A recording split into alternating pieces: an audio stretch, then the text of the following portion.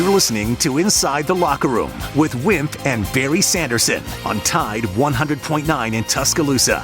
1 for 3, a RBI, 2 walks, and he threw out a runner at the plate to preserve the win. Diamondbacks embarrassed the Rockies 16-1, 14 runs scored in the third inning. Inside the Locker Room with former Crimson Tide basketball coach Wimp Sanderson and his son, former SEC and ACC assistant basketball coach Barry Sanderson. It's time to take you inside the locker room on your home for Alabama sports. Tide 100.9 and streaming on the Tide 100.9 app.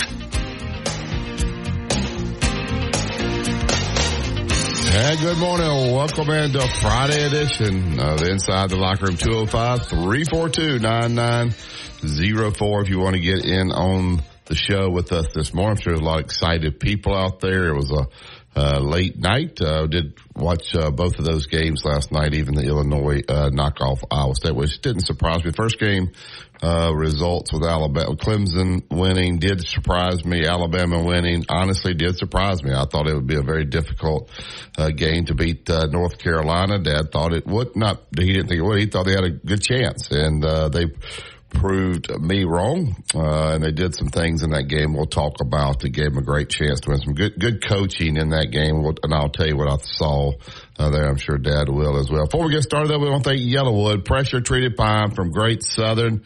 You want to build that 5-star backyard? Go to yellowwood.com to find the dealer that is closest to you, and always remember, if it doesn't have that yellow tag on it, you don't want it. Also, download the Tide 100.9 app to your smartphone. You can take us with you anywhere you go. There's also an app message that goes right to us. We get those. We've got a ton this week. But who would have thunk it? In my household, my daughter went to Alabama, and her husband graduated from Clemson. So it'd be quite an interesting Saturday night for them. But what a game last night, Dad.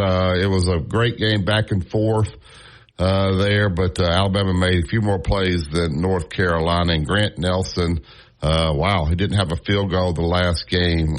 He looked like a lottery pick last night, so congratulations to him. Good morning. How are you this morning? I'm doing fine. I think I can analyze the game where most of people can understand it. In the first half, it was an all-guard game for Alabama. They scored, if you didn't realize it, 56 points with Sears and Griffith and Estrada. And really kept Alabama in the basketball game. And then, of course, as Barry has mentioned, Nelson played terrific down the stretch. He had not played quite as well as he needed to have played throughout the season, but he played awfully well. There are several things that happened in this basketball game I felt like that were, and I don't want to coach anybody's team, but I kind of have to a little bit. I felt like that Davis didn't have a very good day for it. He was didn't make a 3, 0 for 9. Some was defense, some wasn't. He was ended up being 4 for 20. But I thought the critical thing for North Carolina was that they took Bacot and put him on the high post. And when you put him on the high post and let him screen so these guys can go over him, and North Carolina started off with a terrible second half, Bacot never got the basketball all in there. He had the 3 fouls that set him out for a few minutes, what they should have, but they kept him on the high post screening, which was not what they needed to do against Alabama's defense. So that's what I didn't understand, but you certainly got to give Alabama a lot of credit for playing the way they did. They've got a very good basketball team. They're well coached, and it was the guards in the front part of the game, and it was certainly Nelson in the last part of the game. And if you look at the stats and study them, and I did early this morning, you find they're pretty much, never ever has Davis gone 0 for 9. And if you want to give Alabama all the credit on that, you can. But certainly a heck of a win. And I will say to you also that, and I don't ever much pick winners. This will be, even though they have played once, this will be a very tough basketball game for Alabama. I think, to be there where they are is great. I'm not downing it, but I think I think Clemson shoots the basketball awfully well. So I'll leave it alone in that. When you play Alabama and they get on the runs with the dribble drives, you have to have a little bit of zone in your defense, just a little bit. You got to play 2 or 3 trips of zone defense against Alabama to sort of slow down the pace and change things a little bit. And no coaches, not many coaches seem to do that. So I guess that's coaching stuff for me. Alabama will play Clemson at 7:49 on Saturday on TBS to go to the Final Four, which is certainly a terrific thing for them. Tennessee, of course, plays Creighton. Tennessee's a 2.5-point favorite. They play them tonight. A couple of other things that I wanted to mention. I got so emotional. I am now over Chris Smedley. Boy, what a wonderful thing that was to find him. I talked to Blake, my grandson, about him. He had coached him. We thought Chris. I kept up with Chris Smedley for whatever reason. I don't know, for a long time. He's a Sylacauga coach now, I think. Yeah, he's a Sylacauga. But he was at South Carolina as quarterback. Came back to Alabama.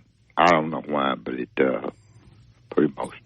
Yeah, well, Chris got four kids. They're pretty young too. He's married to the Barano family here, and wow. The fact that they found him was amazing. I think I saw the clip of the helicopter pulling him up into the helicopter. So I think he had some rescue stuff. Excuse me, but I don't think he had a telephone.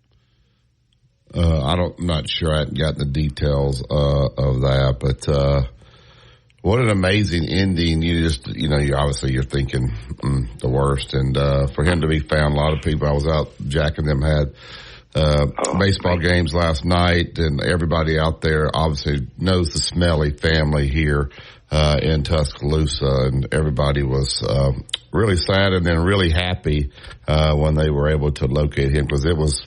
Yeah, I texted you as fast as I found it out. I texted you. Yeah, we had seen that.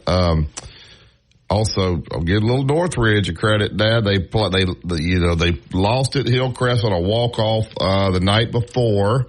So last night, the first game went 11 innings, and they won 4-3 and 11. Your grandson got a couple hits there, right. Got a couple RBIs, and then in the so they had to play another one because you had to win the best 2 out of 3. And he actually had a couple hits in the game-winning RBI. They won 1-0, so they ended up winning the series. They won 4-3 and 1-0. So I had to watch the first half on my phone, Alabama's first half game on my phone. So one of the things that Alabama did, I thought it was a great coaching move, is down the stretch, they put the ball in Grant Nelson's hands. And North Carolina was switching ball screens. Yeah, so they just put it in his hands, which when you have a 6'11" guy that can handle the ball and they're going to switch, so they had the guard that they wanted to get the mismatch on. They switched on to him, and then boom, he took them right to the post, drew some fouls, made some free throws, hit a 3. He got his confidence going, but and I think I heard a clip this morning where Nate Oates was said in the huddle. Mark Sears, they were talking about drawing something up for him, and he said, no, put the ball in Grant Nelson's hands, which is a selfless thing for him to do it. So give Grant Nelson credit. He's taken a lot of criticism. We've given him some. Charles Barkley, I heard Nate talking after the game, had been calling Alabama frail. So that was something that Nate and the staff used to get these guys ready for this game. And anyway, they end up playing well. You got Nelson with 24. Estrada was really good too. 19 really points. Good. He's sneaky good. That's the reason I said that. 56 points for 3 guards in the first half. Yeah, Rylan Griffin 19 and Mark Sears 18. It looked like the kid that shot Alabama out from Notre Dame was going to do it again. Ryan Cormack, he ended up making 5 threes, but anyway. Right down the stretch, one of the North Carolina kids took a terrible shot, one down. way out. I know they all looked at him. I don't know their personnel as well as I should. But then I know when you got threes, you take threes. I got all that, but he was way out in the critical time when they need to get the basketball inside, and he jacked it. And I thought besides what Nelson did down the stretch, it was the play of the game. Yeah, and I'll tell you what, he didn't hit a ton of points, but Sam Walters hits timely shots. He had a big three over the corner when they were kind of making their run, and you know. Alabama's never out of it, and Pete Chilcutt said that was what scared it. North Carolina scored 54 points in the first half, only 33 the second. Alabama gets 43 in the second. But they'll shoot it even when you're back, and they did that. I get to the Yellowwood Hotline. I know this guy wants to get on me. He probably should. Good morning, Tom. How are you? I'm good. Good morning, Barry. Good morning, Coach. I'm thrilled. First of all, I want to say thank the Lord for Chris Smelley being found and rescued. Oh, man. Yeah, that was the best news of the night. Not Alabama. I tell you what, when I heard that yesterday, my heart sank. And Chris was everybody knows that family. Yeah. Everybody knows that family. And even though I don't know him personally, I feel like I know him. You know what I mean? Yeah, Chris was the quarterback at South Carolina when I was coaching over there. So I've gotten to know Chris Smelley. We've had him on the show several times. Good man, great family here. Got 4 beautiful kids, so thank goodness that they found. My prayer was answered, and I'm thankful to the Lord for it. I'm here to tell you. But, Coach, this is Tom. I will not take any more criticism from anybody when I proclaim that you're right. I'm just not going to take it. What was he right about? What did I do? You said they had a chance. You always have a chance. Okay, well, I'm going to hang up. Barry's going to criticize I'm me, going to Tom. hang up. Y'all not going to play the game properly. No, I am, but Barry's going to criticize me, Tom. I'm not criticizing you. Go ahead, Tom. Well, Coach, you said everybody that texted me last night told me that you need to stand up to Barry and tell him you're not going to take being criticized for saying Coach is right no more. And that's what I'm doing this morning, because I could tell, because I actually listened to what you say. I could tell you thought Alabama was going to win that game. I did. Yeah, I did. I wasn't going to say it. No, I was just joking. But I thought it was interesting, Barry. Well, who was that guy, Tom, that looked like Grant Nelson last night? Who was he? That's what I want. I've been popping my mouth off, saying negative things about him and everything else. And I tell you what, my wife did not let up off of me about that last night at all. I mean, I heard it every time the ball went through the net. She would look at me and say, see? And, oh, man, I had to take a lot of abuse. But anyway, I'm so proud that we made it to the – and Coach, you don't think we'll beat Clemson? No, I don't. No, I think I'm going to do it like I did South Carolina, North Carolina. I think it's we can win the game, but I think it's going to be very, very tough. Yeah, they look good to me. Clemson does. My Lord, I never thought they played Arizona as good as you could play. Yeah, they've held people defensively. It's unbelievable what they started with Baylor. They've shut everybody out. Shut them out. They had some run. Brad Brownell, I keep teasing my son-in-law. He's been trying to get Brad. He's a big Clemson guy. Trying to get Brad Brownell fired. I called him. I said, don't be celebrating now. You've been trying to get that coach fired for 3 years. That's funny. Let me ask y'all this. I thought the coach from North Carolina, all of a sudden, I didn't know too much about him, but I really like that guy. He's a good guy. And the reason I do is I looked over there, and he had on, it was North Carolina, but it was plaid, Coach. Did you notice that? No, I didn't. No, he was. I thought that was outstanding. And they showed a clip of you. Yeah. When we lost to North Carolina, in the tournament, and it had a clip of you And then when they got through with the video, they went right to, is it Hubert? Hubert Davis, yes. Yeah, Hubert Davis. They went right to him and had that plaid coat on. I said, look at here. Yeah, I didn't see. I saw that thing that they did, but Coach, I tell you what, that plaid goes a long way around this country of the United States of America. Yeah. It goes a long way.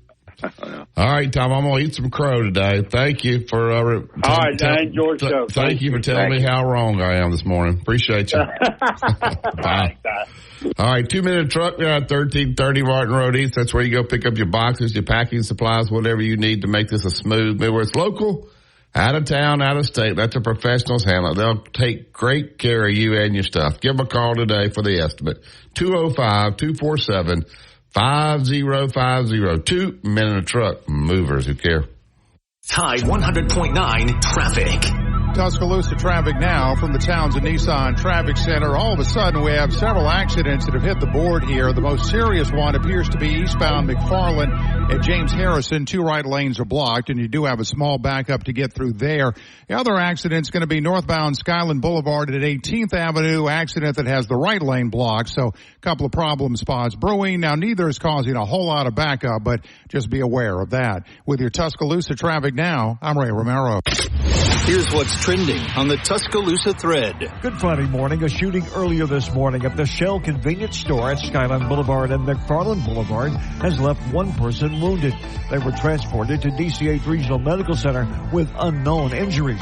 The Tuscaloosa Violent Crimes Unit is investigating. More information on this incident is expected to be released. Solo. Nice. Get 6 times longer lasting freshness plus odor protection with Downy Unstoppables in Wash Fenty. Road tripping, business travel, or bringing your car in for repairs. All great reasons to rent a Toyota at Tuscaloosa Toyota. You can rent the latest Toyota models for a day, a week, or a weekend. Every Toyota rental-car comes with 24 hours roadside assistance and is backed by an entire team of people you know and trust. Rent a Toyota and let's go places. Reserving yours is a breeze at TuscaloosaToyota.com. Tide 100.9 Tuscaloosa weather.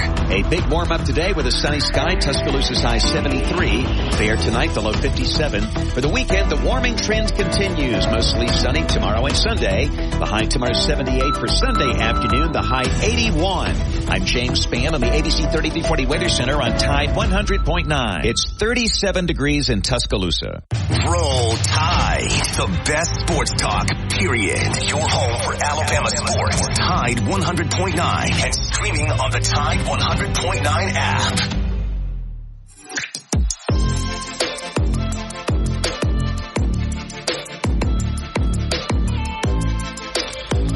Welcome back to Inside the Locker Room. We got Philip Holden here. We'll get right to him. But one thing, Yellowwood, pressure-treated pine from Great Southern. Go to yellowwood.com, find a dealer closest to you. Alabama had the strategy defensively last night, and it's a good strategy. Whenever I do it, it backfires too, where they just literally weren't going to guard a couple guys on the perimeter, just give them the shot because you want them to take them, and they hit them last night, Dad. So yeah. I think during one of the timeouts, he interviewed Coach, and he said, hey, we're going to have to make a little adjustment there. Sometimes those guys won't take them. You want to make them take them. Just talk about their strategy. It backfired, but then they adjusted. That's called adjustments within the game. The guard that I said had the last 3 he made it last March. Yeah. Made 2 or 3 shots. 2 for 5, yeah. Yeah, at the very beginning of the game. So, and I thought North Carolina had things pretty much under control, even though the 3 guards in Alabama were terrific. I thought they, had at one point in time a 9-point lead. But I'm telling you right now, when you come out the second half, and as Barry mentioned, you try to. I always tried to, help inside if I thought people couldn't shoot it, and then if they made a couple, I just told them it was on me, and after that we'd have to change. It was my fault by saying that. So I just think that the second half came out. I thought North Carolina shot some bad shots, but they couldn't even make their good ones, and that thing flipped, and when it flipped. I thought, that's just me, that as they went along in the game, that when they pulled the big guy out to the top of the circle, I thought, good grief, why are they were trying to screen for the guards for Davis to get by, and he's 0 for 9, 4 for 20, and I just thought that should have taken it inside more. That's just fan talk, I guess, but that's what I thought happened. Well, they were shooting the lights out the first half. I mean, they were making everything. They were on pace to score 125. But yes. Yeah. Do y'all think that they waited too long to try and get R.J. Davis involved? It seemed like when they started trying to get him to the hoop and they got fouls, they found some momentum. Well, he took 20 shots. He was 4 for 20 and didn't make a three. And made 8 for 9 from the free throw line. So 20 shots, a lot of shots. I think that's the history. He never made a three. Mm-hmm. No, I'm talking about R.J. Davis. No, that's what I'm talking about. I think that was for him. First time he has not gone a game and not made a three. Yeah, what I understand. All right, to the Yellowwood hotline, get Philip in. Good morning, Philip. Morning. Good morning, Barry. You are so right. I mean, Sam Walters, he has a tendency to make some really two three-pointers, man. And that three-pointer he made last night was big. And then the little pretty little play where Grant fed him that ball from about 15 feet out, where he did the little lay-in. That was big too. But I tell you, Barry, that game to me, in spite of all the great offensive performances last night by Grant and Ryan and those guys, Estrada played out of his mind, I thought. And then in the first 7 minutes of the second half, I thought that's what decided the ball game, because they went several minutes scoring only 1 point, and then they only scored about 6 additional points with 13 minutes left in the second half, and that was just, to me, hugely critical. Yeah, Baycott, he had great numbers. He ended up with 19 points and 12 rebounds. Sometimes when you pick up those fouls, I think he had 3 fouls, you get a little bit tentative there. But we'll see, man. I'm worried about Pringle's heel. When you hurt your heel, the next morning when you get out of bed, that thing's going to be – he was warmed up last night, but let me ask you guys this. There was no way, and I said this, and I had a guy messaging me telling me I was wrong, and I was wrong about a lot of things. But Wrightsville was never playing in that game, and Alabama knew it. With the gambling stuff the way it is, should these teams have to be more transparent about who's going to play and who's not? Wrightsville there was never a chance Wrightsville was going to play in that game. Your thoughts on that, Philip? I don't think they need to be transparent at all. Okay. No. Well, I don't think when you have all this gambling stuff going on now, and some people may have the information, some people not, and that's why they do that in the NFL. Like you gotta, you have a certain period where you have to know who's going to be in the game and who's not. And those are all for gambling purposes, I'm sure. Yeah. So. My personal opinion is some things need to be kept sacred, and that's one of them. Yeah, well, Alabama was trying to be. Well, they were being tricky. The kid wasn't out there during the media part, but then they put out a picture of him just dribbling the ball to make it look like, will he play or? I don't blame him as gamesmanship. You don't want to tell him who's playing. I just didn't know if they may make you do that eventually. No, I hope not. But that's part of the intrigue to me is. Let's have a few secrets. Yeah. But man, the Bama Nation's excited today, and mainly I want to wish you guys a happy Easter, and y'all take care, and appreciate you taking my call. Thank you, Phil. Down with Wrightsville, he was not going to play, but you had a lot of people talking about how weak this team is, how frail they are. The coaching staff use that as motivation. Just your thoughts about the kid's heel, Pringle. One thing Clemson does, they have some low post scorers that with some strong big bodies. So you're going to need as many bodies as possible down. I'm not trying to predict whether he's playing or not now, but that heel, that's a tough thing if it's really bad. Yeah, certainly if you're a jumper. And it certainly has an effect. I guess it has an effect on you. The balls of your foot would even have more than that. But I think the heel would be, would cause you some problems. I think this should be a very interesting game. I just look forward to watching it. I think it'll be good. I think the games tonight will be good. I look forward to seeing those games. Tennessee plays very, very late, but I look forward to staying up and watching them. It's heck, you know, it's a deal where you play poorly, you have a bad game, you got to be lucky with the draw, have a decent draw. The other team is not. You can match up well against them. All those kinds of things go into it. As Barry's mentioned, the injury part. Everything goes into it, and you come out and look and see what's happening here. Houston got a couple of guys that are hurt. They'll be playing Duke, I believe, and that will be an interesting game. Duke could upset them. And then we'll see what Gonzaga and Purdue, I believe that's correct. I don't have it in front of me. But Purdue and Gonzaga will be very interesting. Gonzaga has been to the Final 16.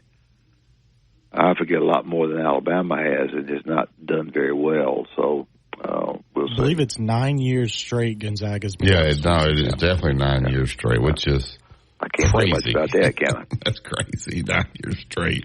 On Pringle's heel, though, I'm just glad to hear that it was just a heel, because the way he reacted, it looked like a typical Achilles injury, the snap up. It wasn't Achilles, obviously, because he came back to play. Yeah. Oh, definitely not. But then, Barry, the real speculation starts now.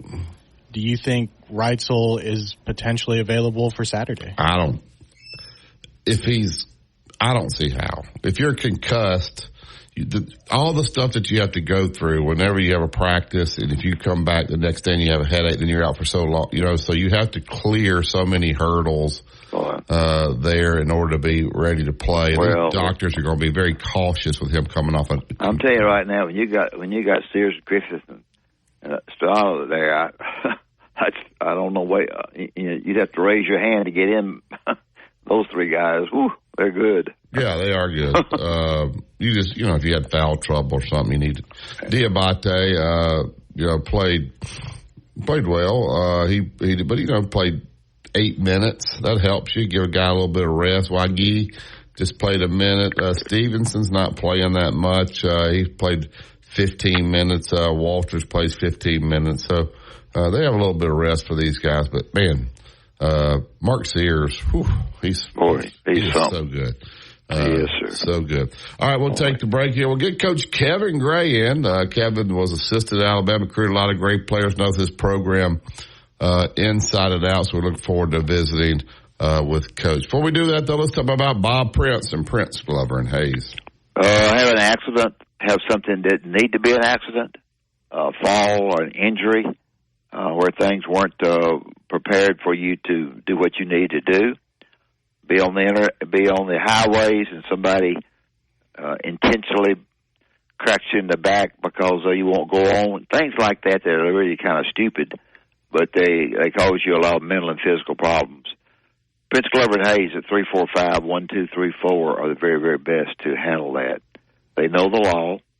They'll have you visit with them on the telephone. You can go by 701 Rice Mine Road, visit with them in person. They're not going to take your money unless they feel like that they and represent you in the right way, and they'll do a darn good job. Prince Glover and Hayes, 345-1234. PrinceLaw.net is the website. I always remember, if they don't win, you don't. Lowe's.com/MyLowe's Rewards. Program subject to terms and conditions. Points are awarded on eligible purchases. See Lowe's.com/terms for full details. Subject to change.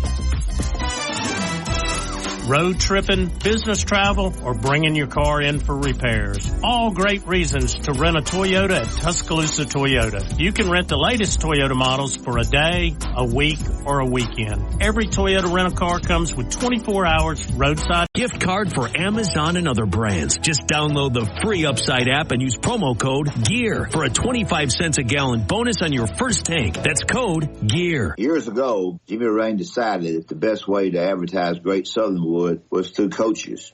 Gene Stallings, Pat Dye, Steve Spurrier, and myself, and many more coaches took to the radio and TV airwaves to tell people that if you're building outdoors, the only way to build is with pressure-treated pine, yellow wood. It is the very, very best. Why? Because all the coaches said yellow wood, pressure-treated pine, protects against bug, termite, and weather. Decking, fencing, play sets, whatever you're wanting to build, just go to the internet, look at Yellowwood, and you will find these coaches advertise a great product.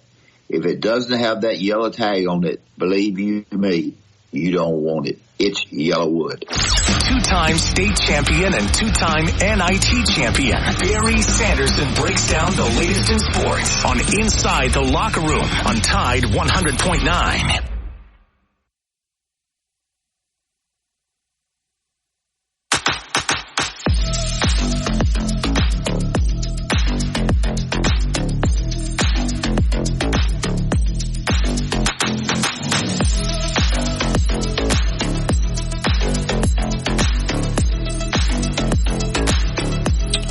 Pressure treating prime from Great Southern. Going to build the fence, the deck, the pergola. There's only one choice. That's Yellowwood. Go to yellowwood.com to find the dealer that is closest to you. Right now we can't locate Coach Gray. It's going straight to voicemail, but we can pick it up where we left off. Still take your phone calls. We'll try to get Coach. But you want to dial in 205-342-9904. Play just a couple minute or two here as we try to get Kevin of Nate Oates' press conference last night. It's not clipped out, so we'll just take it from the beginning. I haven't heard the press conference, but interested to hear what Coach had to say. So let's hear Justin Nate Oates last night after the 2-point victory over the North Carolina Tar Heels. For the student athletes, Coach Oates. I mean, our guys showed some character. They've been showing some character these last 3 games. We've been questioned all year on defense, and probably rightfully so, but our defense showed up, particularly in the second half. You know, we had a game plan. You got to give North Carolina credit. I mean, they're a very good team. They've played well all year, you know, but we had a game plan. You got to give Cadeau and Trimble a lot of credit, though. We planned on leaving them open. They had 4 threes in the first half, so we questioned whether to stay with it or not. We decided to stick with it. You know, those guys ended up not playing very many minutes, 13 between the two of them. So I think the plan was right. We just, you know, sometimes stuff doesn't go your way. You know, they didn't hit that many threes, but we just stuck with it. Our word's been next this whole tournament. Next play, next play. They hit it. I told them that's on me. Just next play. We'll figure it out. We made adjustments. And these guys just kept making plays. And I almost say, Sears been, he scored at least 20 points. I don't know how many straight games, or 20 out of the last 22 or something. Like, you know, late, he's been great for us. So I went to him, you know, when we were down there late. And I said, well, what do we got to run? He said, forget it, man. Get it to Grant. Grant's cooking. Let's go with Grant. Let's roll. And look, when you got your leading scorer and best player telling you to run plays for somebody else on the team, I think we used the word Mudita a lot that we stole from Coach Murphy with softball. That's the definition of Mudita. Like, he's vicarious joy through Grant's great game, and Grant has 24, 12, and 5. Grant showed up. And we've been in one Elite 8 in the history of Alabama basketball. This dude showed up tonight in a big way against one of the best bigs in the country. And Baycott was good. I mean, Baycott had 19, 12, and 1. Grant had 24, 12, and 5. Like, I think people question whether we're frail, soft, whatever. Grant showed we're not. Like, we can go with the big boys. And, you know, Clemson's good. Clemson beat us at our place, so we got to get locked in and figure it out. They're a really good team, so we got a short-lived celebration. I told the guys they can celebrate for about 30 minutes. As soon as the media's out of the locker room, we got to get moving on to Clemson. All right. Dad, just your thoughts about what Coach said, that the game plan they had, they kind of started to stick with it. North Carolina kind of took those kids out as well. Just your thoughts about what he said there. Well, I think he's correct. I think they knew what they wanted to do. They knew who could shoot, who couldn't, or at least they had shown by stats, and made adjustments if it was necessary. And kind of said what I said when I was coaching. It's on me if somebody hits one, because you know, you have to try to protect what you need to protect. And I think Alabama played well, and I thought they'll be able to come back in the second half. In the first part of the second half, North Carolina couldn't buy one, and I think part of that maybe it was the defense. I think part of it was just one of those nights that North Carolina couldn't score. But when you get to that game, I've been there many a time and didn't make it. It's a heartbreaking loss. I still think about it all the time. But a great win for them, and Clemson is very, very good. and we'll see what happens. Yeah, in the first half, North Carolina shot 20 for 38, 52%. Second half, they were just 10 for 40, 2 for 18, or 2 for 16 from 3, 12%. So give them some credit for making some adjustments there, and they didn't shoot the ball as well, and Alabama did. And Grant Nelson went on a run. When the guy gets his confidence like that, then they're hard to handle. Yeah. He has not had his confidence a lot this season. It's kind of come and gone. Certainly not. He didn't have a field goal in the last NCAA tournament. 3 free throws is it. Then comes back and goes 6 of 9 and 10 for 13, 5 blocks and 12 rebounds. So. Quite a game. All right, let's go back to the press conference there, hear a little bit more from Coach Oates. We'll open it up for questions for the student athletes first. Let's go ahead right here, front row. Grant, Ryan Hennessy, WVTM 13 in Birmingham. What Mark did, just kind of believing in you, and I saw there was no doubt when you had the ball in your hand, ISO. What were you feeling out there? Just all the confidence in the world. These guys coming up to me, telling me great things. I didn't start this tournament with the best 2 games. And then, these guys are saying, go out there, go get a bucket, really. That gives me a lot of confidence, and I give them a lot of credit. I couldn't have done it without them. Keep it in the front row. Charlie Potter with Bama Online. For both guys, Coach Oates said this is the second ever Elite Eight for Alabama. Just what does that mean to lead this team to that point? It's very historical, but, like Coach said, we can celebrate this for 30 minutes, and after that, we're on to the next opponent. All right, there's you hear from Grant Nelson. And I think Sears knew he had it going, Dad, so when they had a huddle there, they talked about maybe we're going to run something for Sears, and he says, no, run it for Nelson. That's big. That's big, right? Yeah, it's real big. Yeah, sure is. It's a heck of a deal. I see that Alabama is a 3-point favorite in the Clemson game, which I knew the line would be low for one of them. But since you've played and you've studied each other, I think there's a lot of film study continued to do. You kind of play the same way that you did at Carolina, who can shoot it, who can't. I think Clemson has a better shooting basketball team. They have showed, to me, more shooters on their team than North Carolina. I could be dead wrong because I haven't studied them that much. But certainly a good opportunity for Alabama to go to the Final Four. We'll see what happens. Very interesting. Barry, do you have, I don't mean to switch away, but just for a minute, what's your thoughts on Creighton in Tennessee?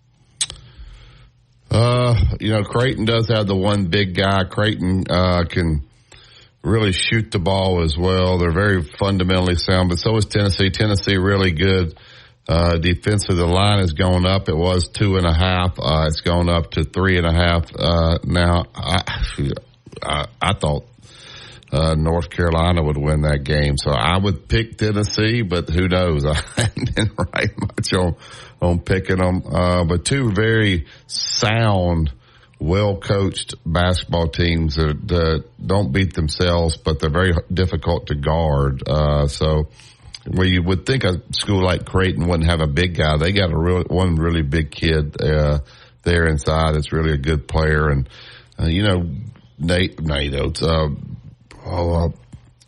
Rick Barnes has that monkey on his back, about getting sometimes, pressure of that can affect your team a little bit. But I hope they win tonight. It's 9:09 on Truth. I don't know. What are your thoughts on this particular game? I think Tennessee, if anybody defended Alabama well on the 3-point line and ran them off, I thought Tennessee did. And I think if they take the same mindset that they had against Alabama, whether they will or not, I don't know. Alabama's more of a rivalry but I think Tennessee has a good chance to win. But I think Creighton really is outside shooting. They got good outside shooters, and they just do. They've been, fortunate to win one game against Oregon, I believe it was. But I would say Tennessee has a great chance to win this one. The other games, Duke and Houston, and I laughed at somebody on another show, the girl picked Duke to go a long way. I said, her name was Molly. I said, Molly, your name. I mean, Houston's kind of banged up. And Duke's that could be a Booger Bear game right there. Yeah, the game's in Dallas, which I think will help. Although Duke, you're right there. I forgot about that. You're right. Duke has a national following, though, so they'll have a lot of people there. You know, Houston's been banged up a little bit. That guard they got shed. Oh my goodness, he's good. He very tough. Houston will guard you, but they've had some injuries there. I'm not sure. I don't know their personnel. Well, they got down to literally having a walk-on in there the other day in overtime. So, depending on their injuries, where they're back. But Duke's playing well. They played really well in the game to get to the Sweet 16, so they seem to be hitting their stride at the right time. The game that's interesting to me is Gonzaga and Purdue. Gonzaga just, for Gonzaga standards, they haven't had a great season, although they're 27-7, so that sounds stupid, but they didn't win their conference tournament. You saw St. Mary's, who lost to Grand Canyon, so you're saying, how good can they be? But Gonzaga has played terrific in this tournament. Purdue, with the big kid inside, Zach Edey's he's just a mountain in there. The line is 5.5. The thing about Zach Edey is he can make free throws. A lot of big guys can't make them. He can. Sure can. He can. So what's your thoughts there with Gonzaga and Purdue? I don't know. Purdue kind of has played on the edge at times for me all year. I would probably take Purdue. I think the big key, one of the big keys, not the big one, one of the big keys is to really do a good job of defending Purdue's perimeter people. We seem to forget the perimeter people and all, grow in on Zach Edey, but I would say just I'd probably lean a little bit for Purdue, but I'm not sure. Yeah, the ACC obviously finally lost a game, but Clemson. But you got the first game, NC State Marquette. Shaka Smart has been to the Final Four when he was at VCU. He's done a nice job here at Marquette. These guys are fun when they get after you. NC State, does the slipper come off tonight, or do you think they got another win? I don't know much about either one of those teams. I really hadn't. I watched North Carolina State, and I thought they played as funny, peculiar, and jacked it up and threw it away and against North Carolina. I just thought they went every which way but the correct way. I thought, good grief, and Booger Bears won 5 in a row. So I think that he turns them loose and lets them play, and they're quite different in the way they play. There's not a whole lot of, as you mentioned, drop off this guy, guard this guy. They just play. How good's Marquette, Barry? Marquette's good, good.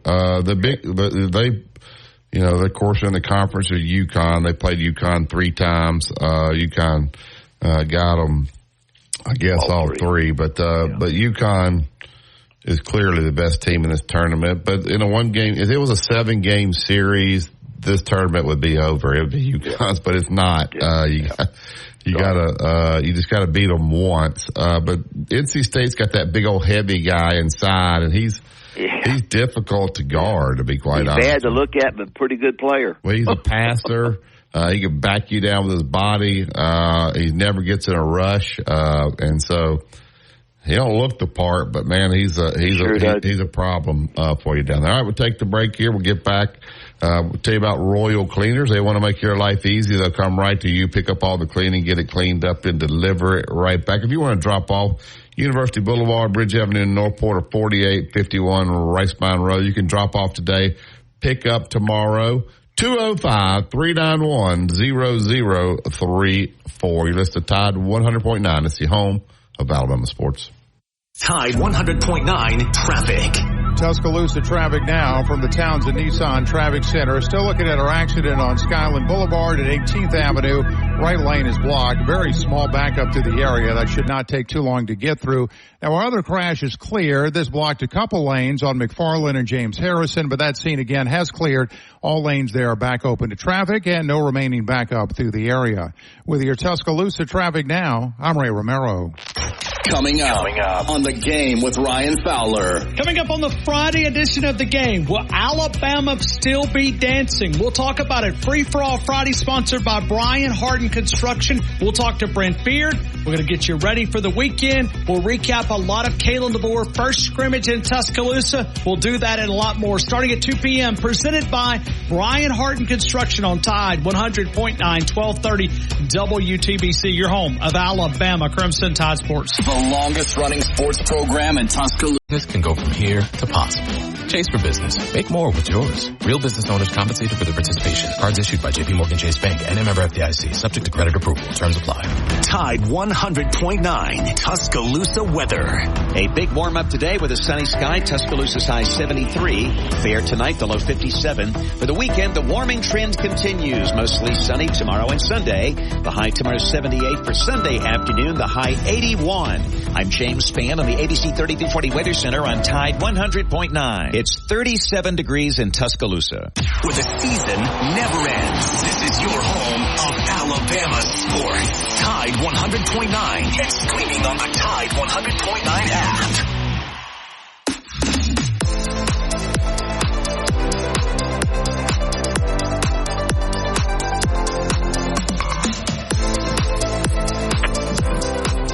Welcome back to Inside the Locker Room.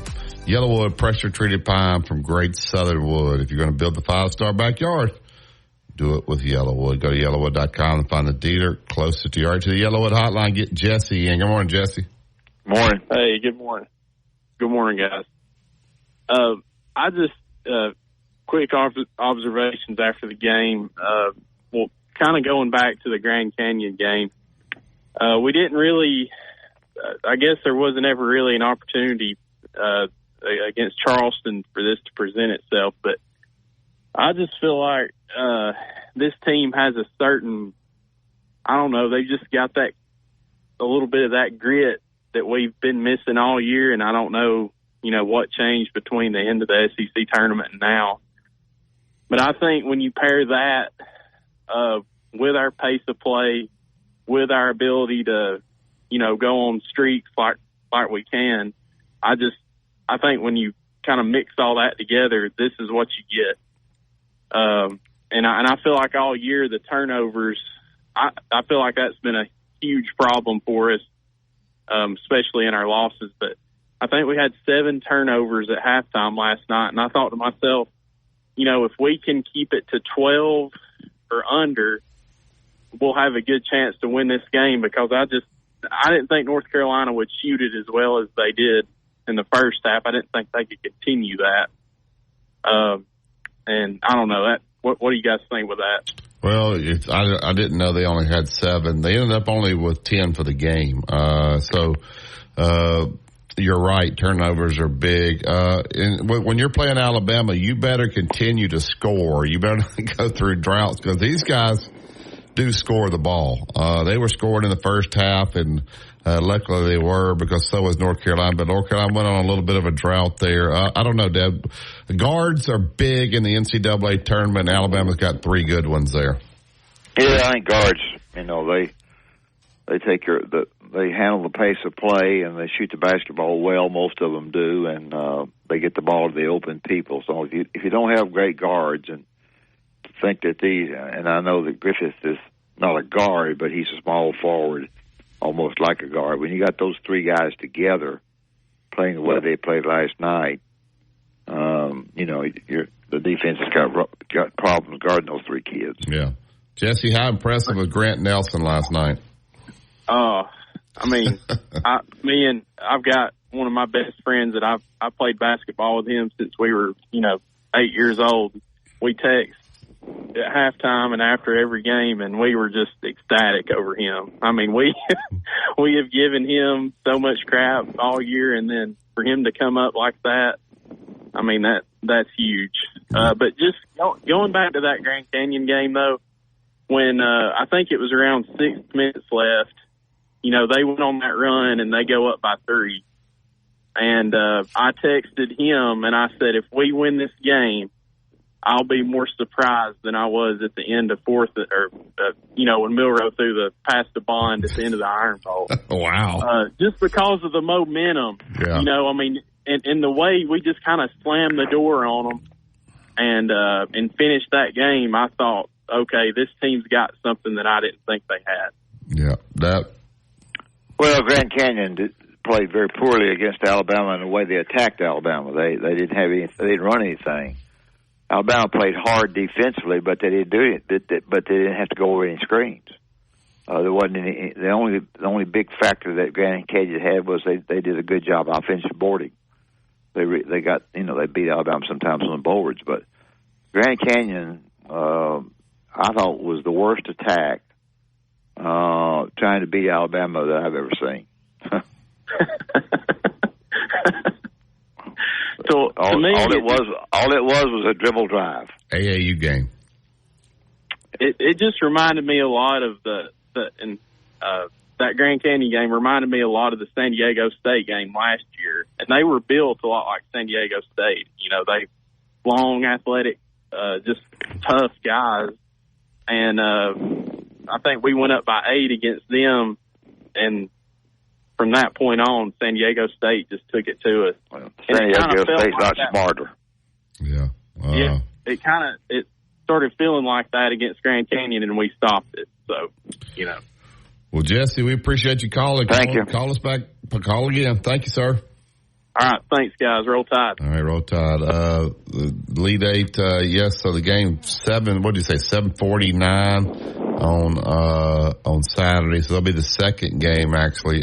Illinois will take on Gonzaga in the first game. Dad, you give Illinois any chance to knock off Gonzaga? Not Gonzaga. Not Gonzaga. I'm sorry, UConn. Gonzaga. I think they've got as good a chance as anybody, but no. I think they can play them as good as anybody can play them. Illinois is better than I thought. I thought Iowa State would win the game. They did come back a little bit, low scoring game, I believe. I tried to watch it all. I was all shook up about that kid getting lost and all that kind of stuff. So, but I think if anybody has a shot, they would have a shot, but I don't think they can do it. They'll toy with you. They've got it all. He takes no crap off of them. He makes them work makes them work, and they're going to be hard to beat for the national championship. I'm not saying it. I'm not saying anybody else can't win it, and you're dead right. You go through one game like that, and you don't play well, it's not 7. You're dead right on that. If everybody plays up to their standard, and they play up to their standard every game, they'll be hard to beat. I didn't say they'd win, but they'd be hard to beat. All right, we got a phone call here, Hold. Instead of taking the call here, we'll go ahead and take the break so we won't cut DW short there. So we'll take this top of the hour break. We'll open up the phone. Card for Amazon and other brands. Just download the free Upside app and use promo code GEAR for a 25 cents a gallon bonus on your first tank. That's code GEAR. Years ago, Jimmy Rain decided that the best way to advertise Great Southern Wood was through coaches.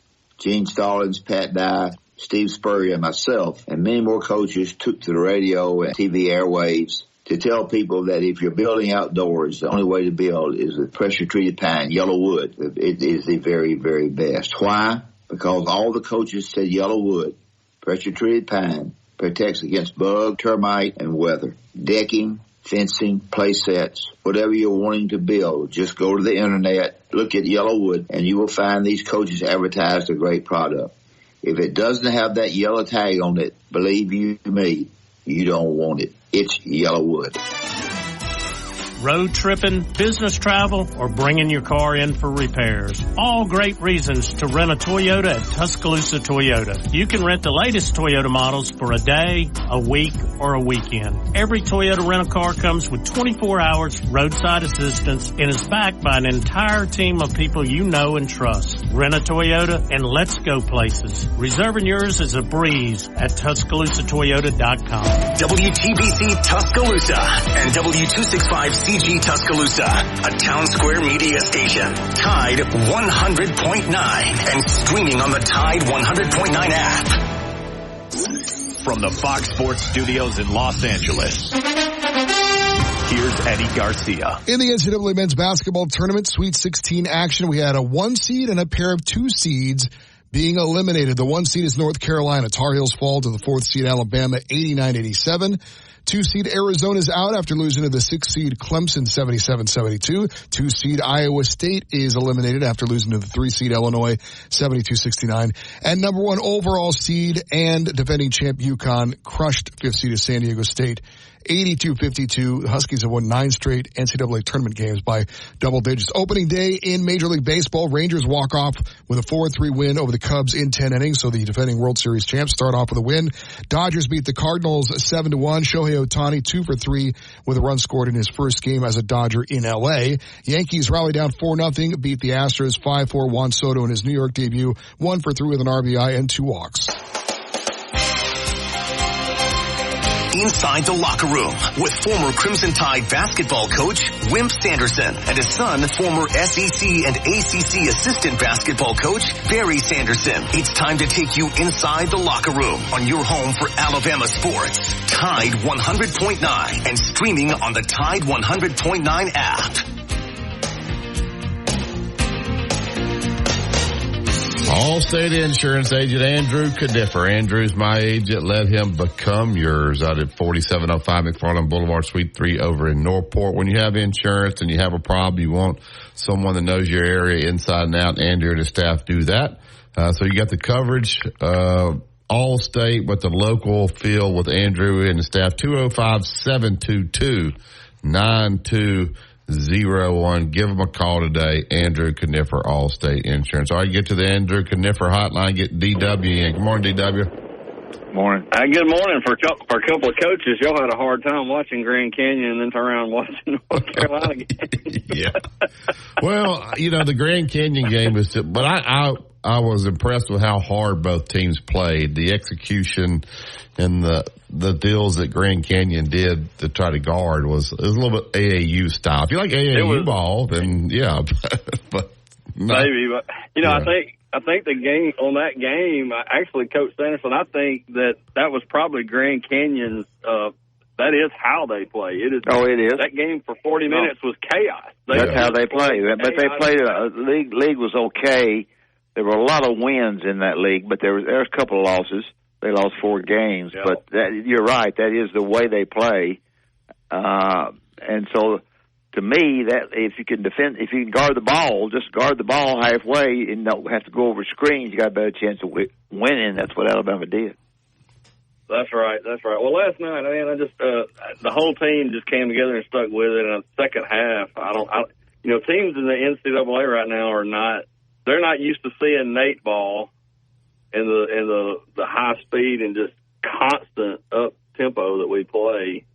And I think that showed itself a little bit in the second half. But didn't y'all think just in the second half we just ran them off the 3-point line very consistently and forced them into traffic in the paint, and our big guys really held up, and that was the difference to me in the game. Yep, Well, I think they really were out front a lot shooting shots, and Davis didn't play very well. I think it was a combination of at times the defense was pretty darn good, and at times North Carolina couldn't make one.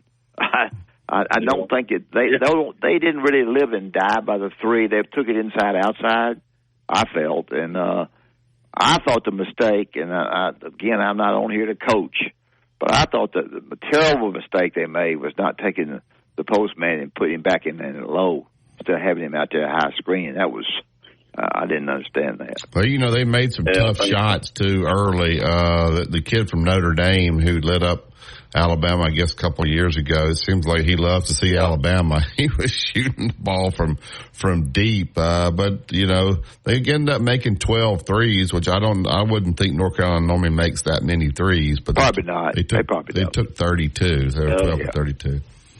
Well, if our guys play that way and Grant Nelson's making reverse no-look layups like he did there at that one stretch, then we definitely can go to the Final Four. So give Alabama credit, though. They knew they were switching the ball screens. So they put the ball in Grant Nelson's hand, had a small guard ball screen to get the mismatch they want. They cleared the side. That's a lot of NBA stuff. So Coach Pannone, that's something they got out of scouting. So they put that in. They wanted to get the switch. And then at 6'11", if a 6'2" guard switches on you, take him right to the post, which is what he did. He has the ball skills to do it. He got fouled, and he made his free throws. And all the games you talk about, always put the word "if" as the starting sentence.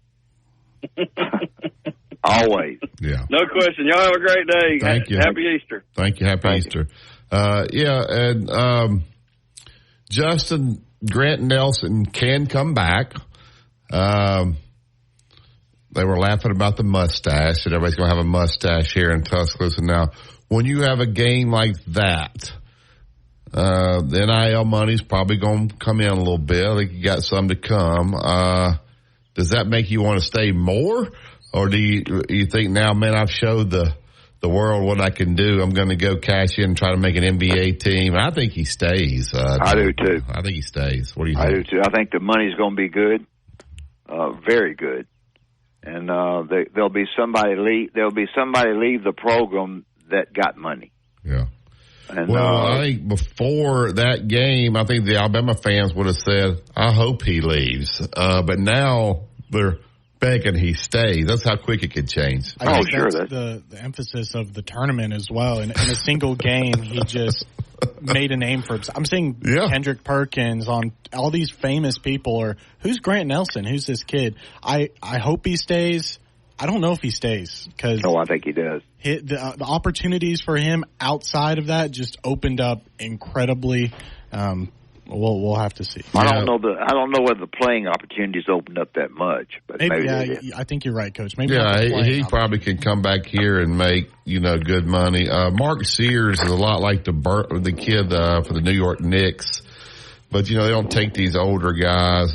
If he came back, it would be I don't know. If he comes back and Nelson comes back and they got those two McDonald's All-Americans signed, they could be good. You got an athletic director who hired the coach and wants him to do well and just gave him a big raise. I would imagine he'll find some money to keep those guys if they'll stay. Yeah.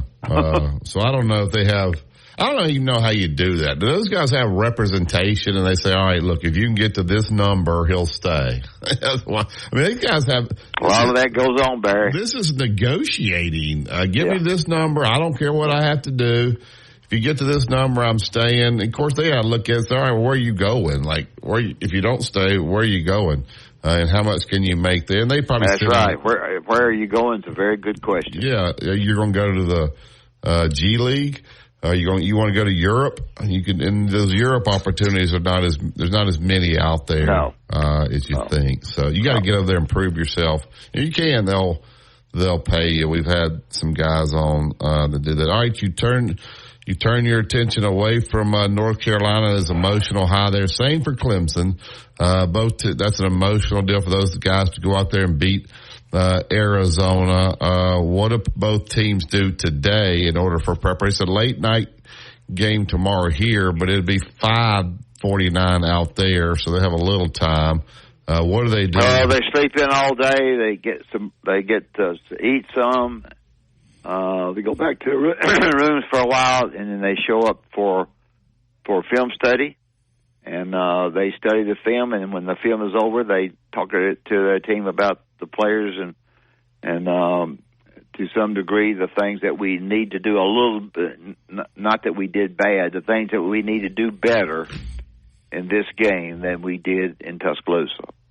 What can we do that's better? And here's what we can do that's better. We need to do this, this, and this to improve our situation. We do this, we're fine. And then you put some positive stuff on them. That's what I think. Does it help both teams as far as preparation that they've I think it helps a little bit they played each other already, so they have a good feel, their actual size. I think it helps Alabama more. How? Because they lost. Yeah. P.J. Hall, Hunter, they made some great plays down the stretch there when Arizona they threw the ball ahead and got a 3-point play there. But they got some big, strong guys that can shoot the basketball from the perimeter. They had a little lull there during the season, but ended up knocking off Arizona last night 77-72. Does that hurt the crowd out there? Clemson and Alabama playing in Los Angeles. Won't be enough to start a fight. It won't be. Wasn't a huge crowd in one section last night. LA, you got too much to do. I don't know why they even have it there. But once Arizona lost, they were piling out of there. Yeah. So Arizona played about like I thought. I never could get in with Arizona much. I know I just couldn't. I don't know why. Yeah, so tonight's games will be interesting. Maybe Tennessee can win, keep the SEC rolling. The SEC took a lot of flack after the first day of the tournament, but still 2 teams standing. Hopefully Rick Barnes, I'm pulling for him that he can win tonight against Creighton and get his way to the Final 8. All right, we'll take the break here, and we'll get back. Is Sonny going to be with us this morning, Justin? We're going to have to see. He didn't answer when I called him. So. Okay. What's Sonny doing? Watching cowboy movies? We got a no guest day. No guest. So we may have to go back to the press conference. So you guys give us a call, 205-342-9904. You're listening to Tide 100.9 and 1230 AM WTBC. It's the home of Alabama sports. Tide 100.9 traffic. Tuscaloosa traffic now from the Townsend Nissan Traffic Center. This morning's traffic might best be described as the calm before the Easter storm. Very light volume this morning, but that'll change as the afternoon hours get here and you have more and more traffic volume moving in and out of the area for the holiday weekend. Thousands of kids who've been waiting over a year. End their wait. Sponsor a child with compassion today. Just text the word radio to 83393. Road tripping, business travel, or bringing your car in for repairs. All great reasons to rent a Toyota at Tuscaloosa Toyota. You can rent the latest Toyota models for a day, a week, or a weekend. Every Toyota rental car comes with 24 hours roadside assistance. Summer giveaway at Birmingham Racecourse Casino. Drawings April 5th and 6th. Located off I-459, exit 31, Derby Parkway. Must be 21 or older, must be present to win. Years ago, Jimmy Rain decided that the best way to advertise Great Southernwood was through coaches.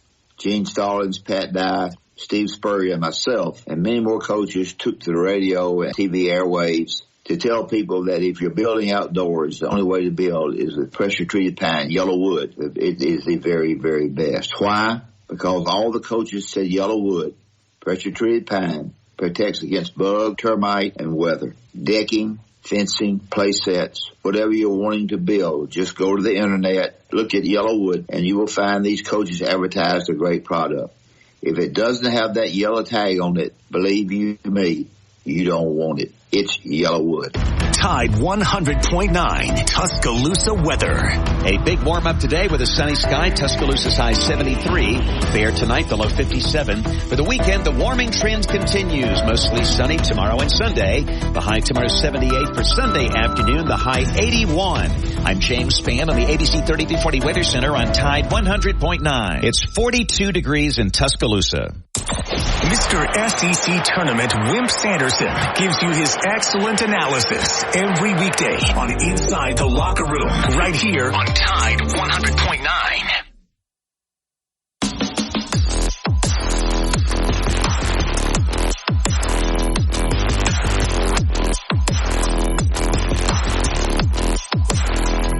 Welcome back to Inside the Locker Room. Yeah, look, we go to TuscaloosaToyota.com. You can look at the new revamped website, look at the new inventory, the used inventory. You can schedule a service right there. You can rent a Toyota if you want. Swing by Skyland Boulevard. They got the 2024s are in, man. They're flying off the lots. The Grand Highlanders, the Tacoma trucks, the RAVs, the Camrys, whatever you need, they'll take great care of you out there. The service is outstanding at Tuscaloosa Toyota. So swing by there or go to TuscaloosaToyota.com. All right, let's get our favorite coach in right here on the Yellowwood hotline. I don't want talk about all the things he's done in basketball. We don't have that much time to get to all that. But Coach Sonny Smith. Good morning, Coach. How are you?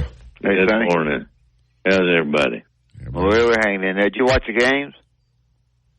I watched what I could. We have some problems we have to take care of, but that I watched them. Yeah, you hit me with it, and I'll tell you if I did. Remembering who played, that's another thing. Well, Alabama. Who played? Alabama played well, I thought, in the first half, and second half too. And they had some guys come through. The Nelson kid came through in the latter part of the game and really helped Alabama with a big victory. So Clemson has played. They're playing Clemson, Sonny, and Clemson has just absolutely played the Baylors. Everybody else, low scorers, has played. You don't think of them as a basketball school, but they're playing very well. Well, they control the tempo pretty good. I noticed that. I saw them play a little bit last night, and of the teams that I've watched, it's kind of hard for me to pick somebody to win the thing. Yeah, Connecticut's the best. I thought that Connecticut would be the one that would probably win it, but the rest of the teams look to me like they're so close to one another. It'd be hard for me to pick right now. Yeah. Is there a difference? Alabama last year was the number 1 seed overall, so they were carrying that on their back. This year's team, quite honestly, wasn't expected. That team was expected to get to the Final Four and possibly win it. The expectation of this team was not the same, so it seems like they play a little looser, Coach, because they don't have the stress of people thinking you're supposed to win. And these guys, they shoot the ball with no conscience. They never look at the bench when they shoot. Coach are yelling for not shooting. So the freedom offensively seems to really help them. What do you see when you see Alabama play offensively, Coach? I see Sears controlling the game, pretty much. Yeah, he controls the game, and he's up tempo. The rest of them remain up tempo with him. Even as fast as he plays, he doesn't appear to take a terrible shot or a bad shot. He frees himself up with his speed and frees other people up. And Nelson appears to be playing real well. And I think this team I'd put them in the dangerous category on anybody that they're playing. I really would. Yeah. Sonny, does Auburn lose a lot when KD Johnson leaves? He's leaving. I listened to Bruce yesterday. He did a nice job on the panel. But they didn't mention that to him. But is KD Johnson important or not? Does it matter? Oh, I think you put him on a man the first time you put him in, and for a 2 or 3 minute period, maybe even longer, he can really defend. And he can shut down a guy. If you give him a drive towards the basket, he becomes productive in making a layup or also going to the free throw line and knocking him down. But the thing that he does is when they put him on somebody, especially when he first gets in the game, he locks him down. He really gets after him defensively. I don't know how much of a loss that he would be. Because the players playing around him are maybe slightly better than him, but not very much. I'm talking about Mazzara and all those guys that play a lot. Dexter Jones, the guys that play a lot. They appear to be more valuable to people than KD does. But then when you look at the things that KD will do, lock somebody down immediately when he comes in the game, score a big basket from times. He'll take a bad shot occasionally. But I think it's that loose freedom that he feels like he's got when he gets in a game. We're talking with Coach Sonny Smith. Coach, basketball and college sports has changed so much. You got guys like Janai Broome, Mark Sears, even Nelson after he plays last night. Those guys can come back for another year. with NIL money sitting right there, I mean, those are probably your most important recruits to try to figure out how much money you can get them, because you can actually pay these guys to stay. Janiah Broome is worth a lot, right? I mean, you'll be trying to find whatever you can find to keep him to stay. Just talk about the landscape of college basketball now. I think just take Janiah Broome for instance. Janiah Broome scores almost all his baskets around the basket with his back to the basket. And he'll quick somebody and beat them for an offensive rebound. But when he gets it up to the top, he's a threat to miss or make. You know, I mean, it's not. Some nights he's on, he'll make that thing. I don't think he can face up at the top of the key and drive the ball to the basket the way he'd need to be a good pro. I think he would be better off with another year here. And I don't see him as being somebody that they would put a great deal in, because you don't know if he's a post player or an outside player. I see him as a better with his back to the basket guy, but what would that be in the pros? That would be not that good, wouldn't you think? Right. So I think he's better off to stay here another year, and he needs to develop an outside game now. Not so much in a catch and shoot as much as he would have to put it on the floor when they jam him up. And if he were to learn that, to put the ball on the floor, especially going to his right, because he's a left-hander, you know, and he needs to be able to go both ways, standing up the top facing. He started playing out near the top quite a bit late in the season, and I thought he was picking it up pretty good, but I didn't see him as a high draft choice unless he's playing with his back to the basket, and I don't think that's going to make him high. Yeah, that. Tennessee's playing Creighton. I think Tennessee against Alabama, they got after him pretty good and about him off the 3-point line. Creighton's a good 3-point shooting team. Rick struggles. He had to struggle, but his team, for whatever reason, mine did too, struggled in the NCAA tournament. Any thoughts about how far Tennessee can go in this thing? Defensively, I think they're really solid. They really are.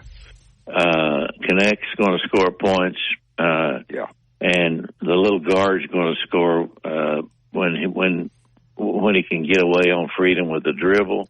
I don't know if they got enough firepower in the total lineup and the bench to take them to the top 4. But I think they're a threat to win anytime out, especially if Connect has a good game. He really has become more of a threat in any position that he catches the ball. And I don't think he was that at the start of the season. He's like a one-position player, but he can face up and take you. He can catch you with his back to the basket and make a move. It might be a fall away, but he can do a lot of things. And I think that's a really solid team. I'll ask both you guys this. You're playing Purdue. What is going to be your strategy against Zach Edey? Now, when you say double him, he's so tall, your double does not really affect him. He can throw it wherever he wants. So some people have doubled him. Some people have said, hey, we're going to play him one-on-one down there. We may dig at it, but we're going to take away him throwing the ball out for 3-point shots. We'll see if he can score enough to beat us. What do you do against a guy like this? Well, I don't think he would score enough to beat you. I think you got to guard the other 4. Okay. Yeah, you know, I don't think. What'd you say, Wim? I agree totally. That's the same thing I said. Yeah. I don't think he's going to kill you. You know, and I would say you got to stop all of those people. That's a really good team. It really is. Yeah, but kid that tall, like, does the double team? It makes him pass it, but he's so big, he sees over the double team, doesn't he? Oh, yeah. Throws it out. And he throws it out not reluctantly. He throws it out. Yeah. And I think the best way to play him is get the biggest guy you can, and you can dig on him and still cover your man. But I don't think going around and doubling him, leaving people open on the post is going to get it done. Because he looks like he's ready to pass. He doesn't look like, I'm not going to give this thing up. I'm going the hole. So I think you'd have to guard him like we're talking here. Yeah, I agree. Well, I don't really have anything else. I hope things get better for you at home. I know you're We're working on that. It's about the same right now, but we're working on that. Well, I appreciate you being on every Friday, and well, it's fun for me, and I enjoy talking with you guys. As you know, it's the real deal, and you keep basketball rolling. I'm not sure that it's done all over our state quick as somebody shuts down. I think we need to keep coverage in the state real high. Yeah. Well, everybody going in, with 4 teams in the NCAA tournament was quite, I guess you'd say quite unusual. Most of the time. Great year. Yeah. So certainly a great year. Yeah. Thanks, Sonny. Oh, thank you. Thanks a lot, Coach. Thank you very much. There's Coach. I felt like he needed to get off. So. Yeah. So you got him on. All right, we'll take the break. Let's talk about Bryant Bank. When we get back, we can hear some more of the press conference from out in Los Angeles from the game last night. Well, you've got a homegrown bank, and I think that's huge. You got the offices and the banks in Tuscaloosa that I talk about all the time, but there are a lot in Birmingham, one right below me. Columbiana has one, and there's one in Gulf Shores, all over. But you can enjoy online banking. It's accessible around the clock and gives you a lot of freedom and flexibility to bank, the way you want to. They've done a lot for the schools in Tuscaloosa. They do a lot for local people everywhere they are, whether they be Birmingham or where. They have spent a lot of time trying to make that bank your bank. And that's a key word there. If you walk in, they all know you. Once you go in there, they'll do everything they possibly can. But I think the other factor too for Bryant Bank is they're efficient. They know what they need to do. They know how to handle the banking business, which is a key word. They know how to be darn sure that your businesses and the money that you have in there is targeted for fraud or something, that they can handle that, and it's whatever you put in, you get out, and that's critical. So Bryant Bank is really an outstanding bank. If you were looking to buy a home and you feel like that you need to go in and visit with them about securing some money, Archie will help you there. But I'm just impressed with being able to go in somewhere where I have a problem. And be able to talk to somebody that I know that is convenient for me to visit with. To me, that's big. That's the reason I've been with them the whole time. So give Bryant Bank a call. Go by and visit with them. This in some ways this is a commercial, and really in some ways it's really not. It's what I've tried to do with what I have, and so their zip code here is the same as mine, and area code too. So to me, Bryant Bank is very, very good. All right, we'll take the break here. We got Greg on. We got some other phone lines open if you guys want to jump in on the show with us this morning. Alabama moves on to the Elite Eight, take on the Clemson Tigers. Information Kit, 800-335-2299. That's 800-335-2299. 800-335-2299. My caretaker was very rough with me. I thought they did it because I wasn't moving fast enough. Elder abuse is a crime, and together we can stop it. If you or someone you know has been abused, neglected, or exploited, call the Adult Abuse Hotline at 1-800-458-7214. That's 1-800-458-7214. Mercedes-Benz Amphitheater, Friday, August 30th. Tickets on sale Friday, 10 a.m. at TomSegura.com/tour. This report is sponsored by Positive Coaching Alliance. Your home for Alabama Crimson Tide football. Tide 100.9 and streaming on the Tide 100.9 app.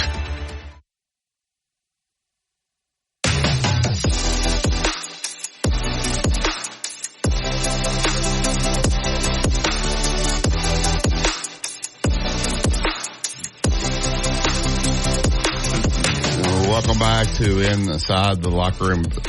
So Jenny goes up this morning, gets Mac up for school. He wants to know who won. She tells him Alabama. He's like, darn it. Like he was mad. She was like, why are you mad? He said, that messes up my bracket. He had North Carolina going to the Final Four. So he said that messed up his bracket. I saw where Roman Harper said it messed his up too, but he was very happy about that. All right, get to the it messed up his bracket. Yellowwood Hotline, get Greg in. Greg, did it mess up your bracket, or did you have Alabama going to the Final Four? Well, I did 2 brackets. One I always put out. You broke the laws. You can't do 2 brackets. You got only I one. know it. One I had Alabama doing good. The other it busted. But I will say this, and I think back to me, I know Alabama's got a basketball program, and I didn't think we had to win the game to establish the program. I agree. But I do think winning the game, we need to take the next step if we can. And I think it was a huge win against the Blue Blood. I thought where we've been weak all year has been on the inside, paint touches, getting the ball inside and scoring inside, and being able to play a little defense. And I thought the second half it was a strength for us because when you look at the stats, we outscored them inside. And if you'd told me that they'd hit more threes than we would, I thought we'd lost. But I thought it was just a huge win. I think our team's getting a little better, and they're getting a little more grit to them, I think. And I think we got a chance, For some reason, I felt good about that game. I don't think we playing with house money. You know what I mean? Yeah. And I think when you got a team that's loose and a team that's got the ability, and then you see a kid who's struggled all year. I think Nelson's played poorly most of the year, and to have a game, he might be able to ignite.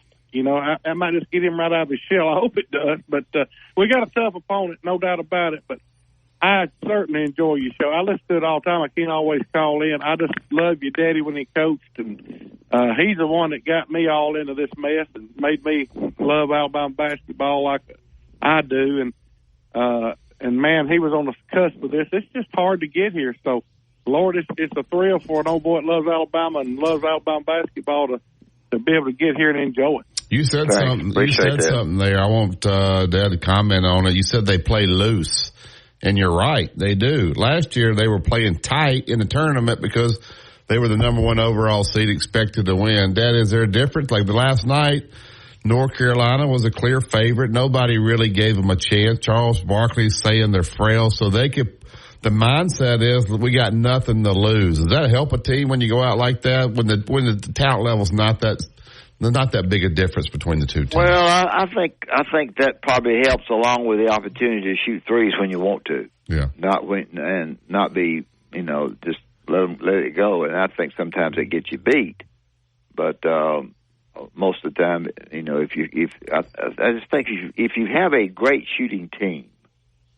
And this basketball team of Alabama is just a little bit below a great. They're really, really good. Maybe they're great.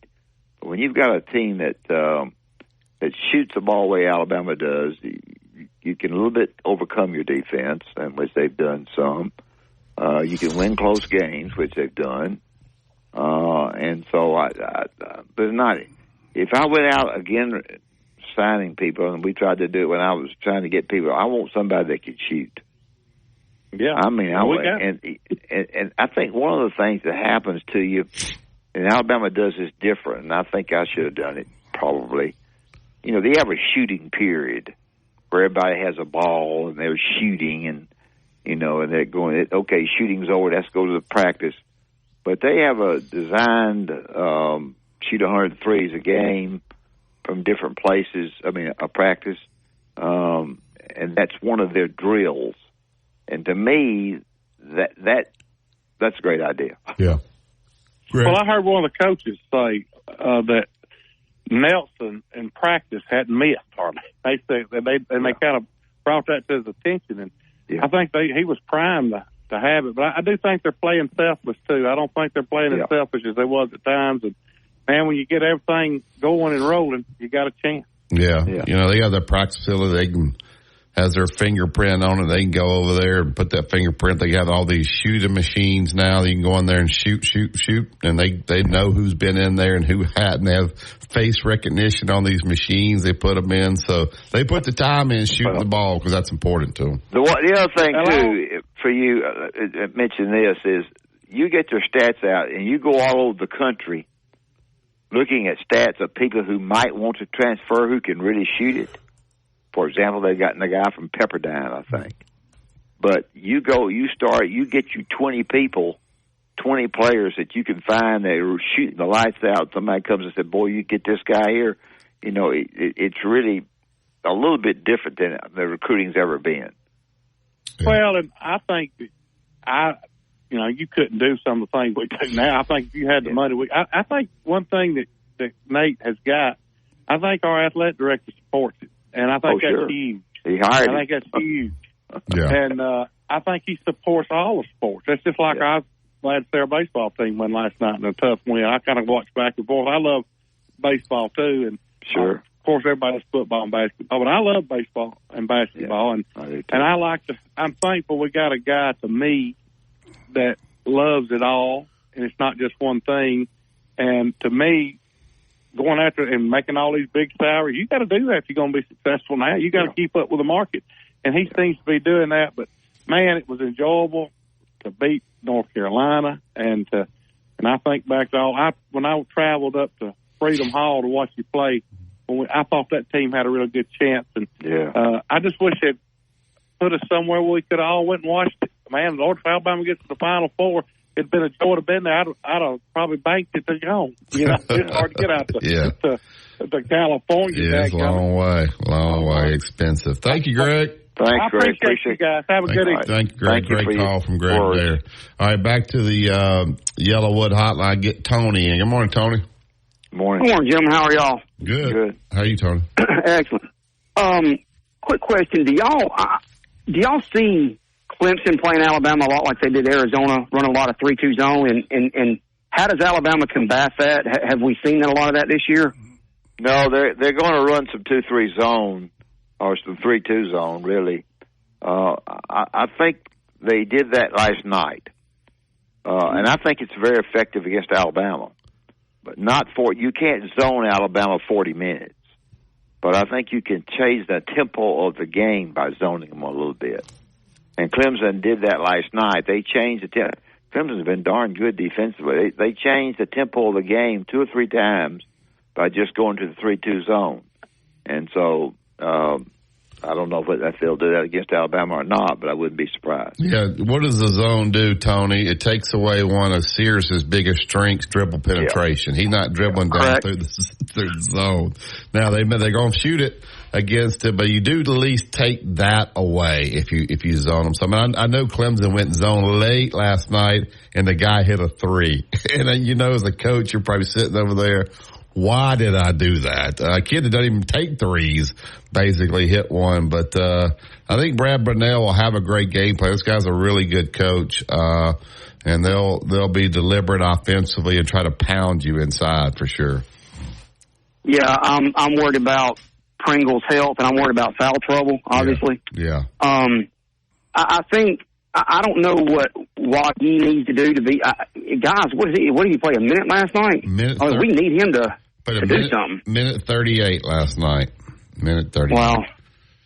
Well, also one other question. Y'all might not know the answer to this. How do I listen to the game on the radio broadcast? I tried the app last night that had Alabama baseball on. Yeah, do it. Get 95.3 the Bear app.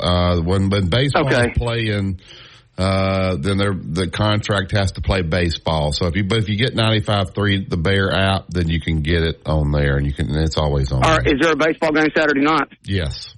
Which it leads me to this. The SEC, they got to be able to. I get TV and all that, but it's SEC or SEC Plus. They got to move those games. Like if you see, if it gets down to this, and Alabama basketball is playing like last night, they played South Carolina at night. People aren't going to go, so put the game in the afternoon where people can go and then go watch. You got to have the ability in a situation like this, some flexibility to move the game. Don't you think, Tony? It only makes sense. Completely agree. Yeah. And that's what I have a problem with the playoff system expanding the way they are in football because it's gonna leak into basketball season. And I'm a huge as big as basketball as I am football. Yeah. And I've coached football for 20-something years. Yeah. I just love it. Love basketball. Well, gentlemen, I appreciate it. Y'all have a good Easter. Well, Tony, real quick. Thank you. Yes, sir. Too, on Saturday, the baseball game's at 12:55, so it should be over by the time the 7:49. Oh, yeah. I thought it was a night game. They moved it. Did they move it? I think they move it. On our calendar here, I have 12:55. Okay. So we should have basketball on Tide 109. Well, all right. So last night, though, I think it was night. In those situations, you got to be able to say, all right, look, it's a night game. We're in the final 16. Don't make the Alabama fan choose or any fan choose. Just move it to 2 o'clock, play the game, get as many people out there as you can. And that way people can watch both. I don't think those baseball games. And Alabama did win last night. They knocked off South Carolina by the score of 4-3. Auburn lost at Texas A&M. I think Auburn's 1-6 or something in the SEC, although they've had a brutal schedule start. Now, I don't know, Dad, should you have the flexibility to be able to move the game times on these other Yeah, but the only problem that you have by moving it, people don't realize that, I thought it was a certain time. I didn't recheck it. All of a sudden, they've already played the cotton picking game when I get there. Yeah. I think you have to announce it as much as you possibly can. And by doing so, you get it on your local radio stations, and and not on your local radio stations, but throughout the state of Alabama, if you can. You've just got to have some SIDs that work at it. Yeah. Well, Tony, then for Saturday night, the game will be on both apps, right? It'll be on the Tide 100.9. Yeah, I had a guy messaging me last night. He was mad as a hornet. He was on the app. He said that your station's got the baseball game on there. I didn't have time to argue with the guy. I was like, look, bro, just go to 95.3 The Bear.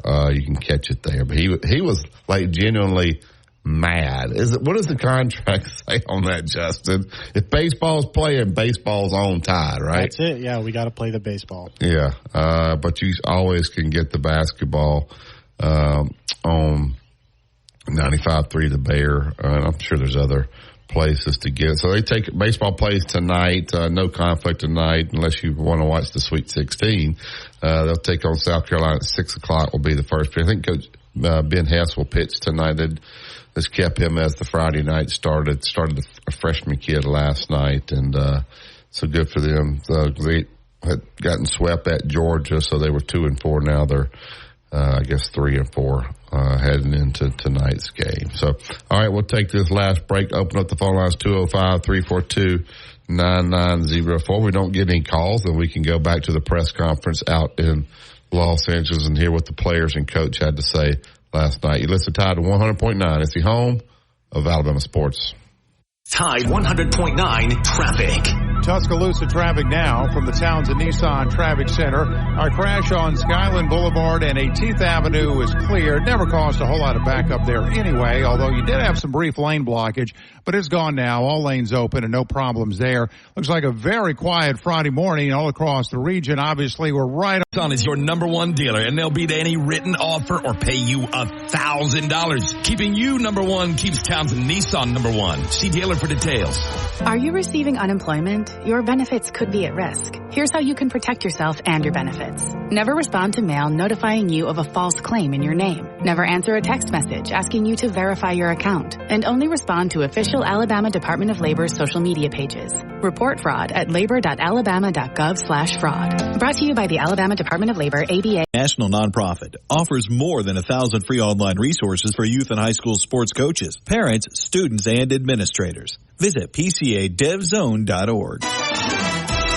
Road tripping, business travel, or bringing your car in for repairs. All great reasons to rent a Toyota at Tuscaloosa Toyota. You can rent the latest Toyota models for a day, a week, or a weekend. Every Toyota rental-car comes with 24 hours roadside assistance and is backed by an entire team of people you know and trust. Rent a Toyota and let's go places. Reserving yours is a breeze at TuscaloosaToyota.com. Serving part-time in the Army National Guard has led to a lot of firsts for me. It paid for me to be the first person in my family to go to school. That education got me to the first day at my dream job, which I can still hold while I serve part-time. That job and the home loan benefits I got from the Army National Guard helped me buy my first house. I also know that I will be one of the first to respond if my community ever needs me. Sponsored by the Alabama Army National Guard. Aired by the Alabama Broadcasters Association and this station. Tide 100.9 Tuscaloosa weather. A big warm-up today with a sunny sky. Tuscaloosa's high 73. Fair tonight, the low 57. For the weekend, the warming trend continues. Mostly sunny tomorrow and Sunday. The high tomorrow 78. For Sunday afternoon, the high 81. I'm James Spann on the ABC 3340 Weather Center on Tide 100.9. It's 42 degrees in Tuscaloosa. Inside the Locker Room with Wimp and Barry on your home for Alabama sports. Tide 100.9 and streaming on the Tide 100.9 app.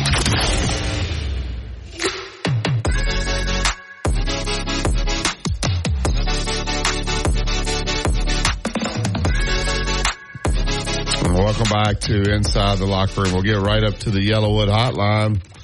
Talk a little more NCAA tournament. Get Pat in. Good morning, Pat. Hey, good morning, guys.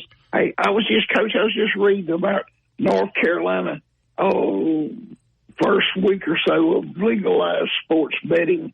I'm very concerned about college athletes, college coaches, getting into this betting thing, as we well know about, our baseball coach. And, anyway, that, they've netted over $7 million for the North Carolina did for this past week was net at, with the amount of money that was bet on, athletics and pro ball, whatever, all of it entitled. But my question is, do y'all agree that, I'm hearing that there's a big move to make sports betting on college athletics totally illegal with these sports books? I hadn't heard about them make. I don't think that'll ever happen. Yeah, now they are trying to take away the props, the player props, because that's just so easy. Like if a guy, you got to bet, say, if he's going to score 7 points or whatever, those guys now they can just say they get out there, start the game, they have to play. They get out there and play, and then all of a sudden they say they're sick, and you bet the under.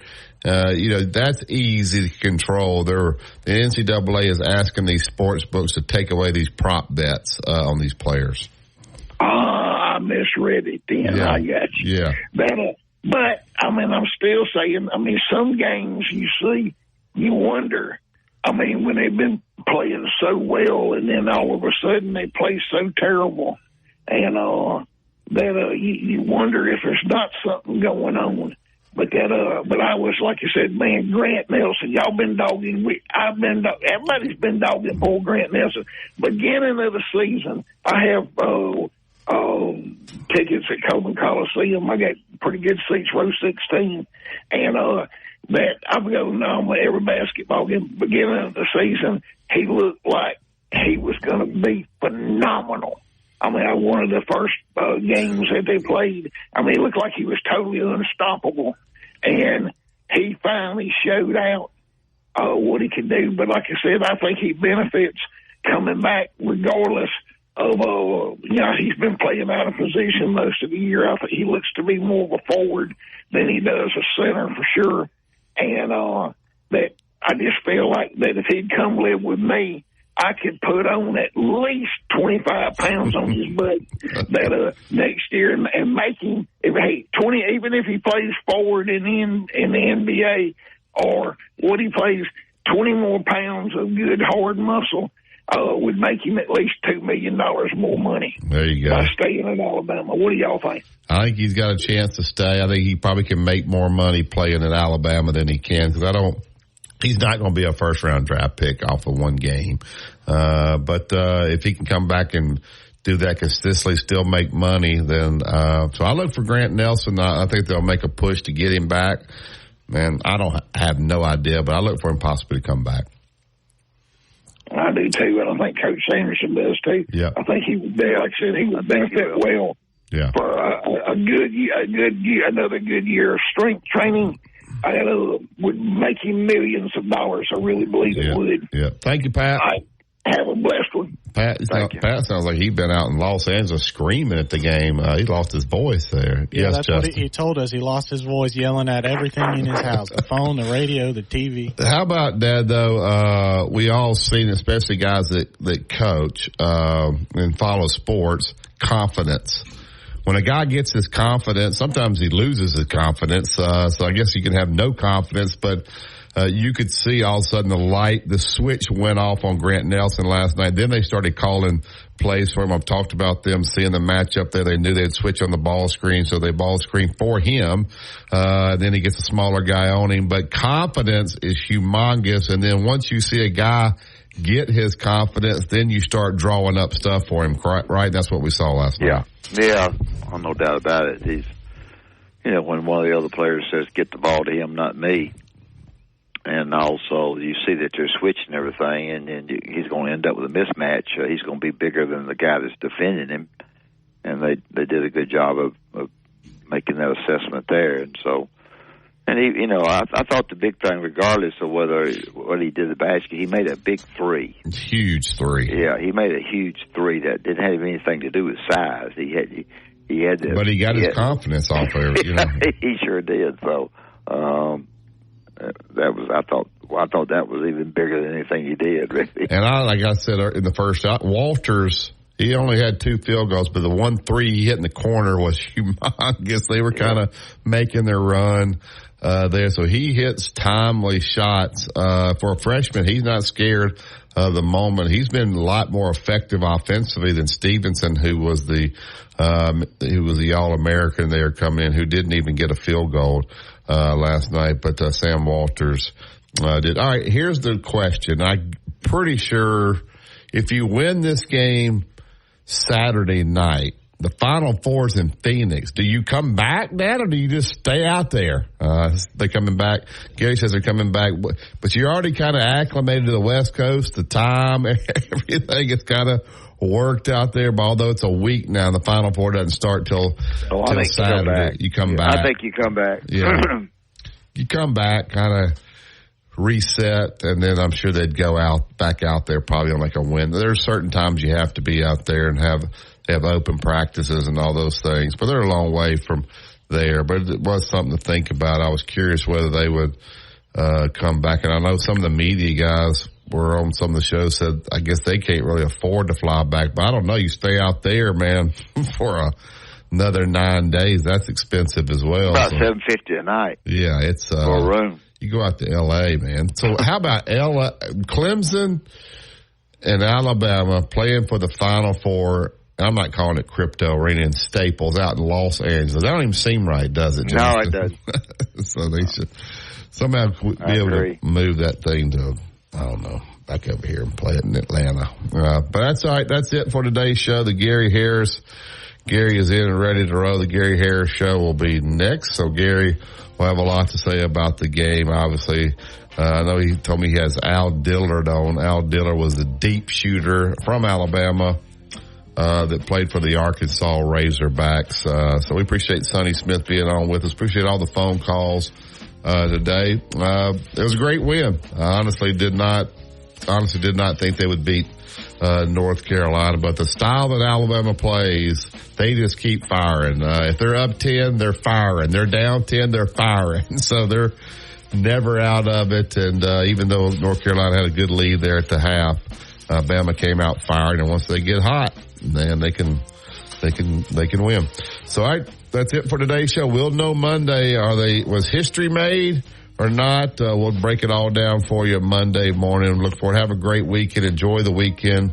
Alabama baseball tonight and Saturday, and then Alabama Clemson will be 7:49 on Saturday night. Listen to Tide 100.9 and 12:30 a.m. WTBC. It's the home of Alabama sports. Have a great day, everybody.